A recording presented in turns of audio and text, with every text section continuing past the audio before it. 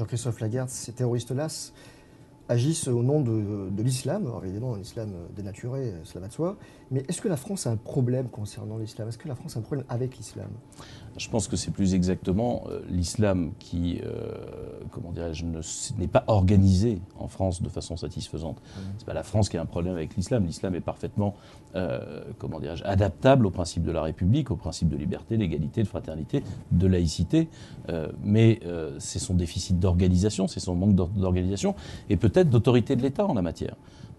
Moi, j'ai dit au chef de l'État, lorsqu'il nous a reçus il y a quelques semaines, je lui ai dit que je pensais que son devoir, désormais, était que l'État organise l'islam de France. Comme en son temps, ce n'était pas démocratie, mais l'État français a organisé la religion juive, a organisé la religion catholique. Alors, c'est il y a très longtemps, donc on s'en souvient plus, n'empêche que c'est une nécessité.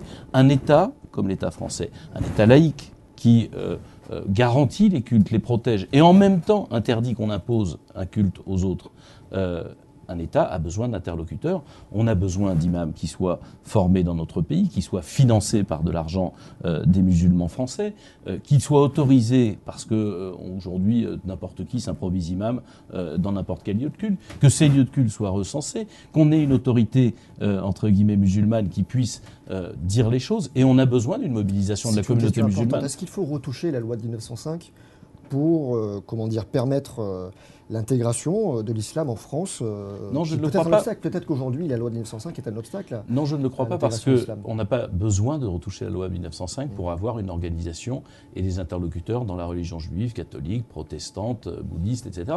Donc on peut parfaitement le faire. C'est une question de volonté politique et aussi de mobilisation de la communauté musulmane. Parce que, vous le disiez, l'islamo-fascisme, c'est un terme que je ne reprends pas de Manuel Valls, puisque c'est un terme que j'emploie depuis des mois et des mois. Je suis content de le voir repris.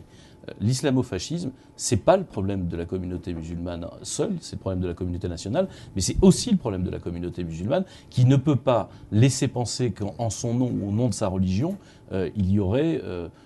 comment dirais-je, des interprétations de l'islam. Non, la réalité de Daesh et autres groupes de ce style, Al-Qaïda, de ces barbares, c'est de mélanger un projet politique et de prendre prétexte d'une religion. Mais ça, les musulmans doivent le dire aussi, le montrer, leurs autorités comme leurs fidèles.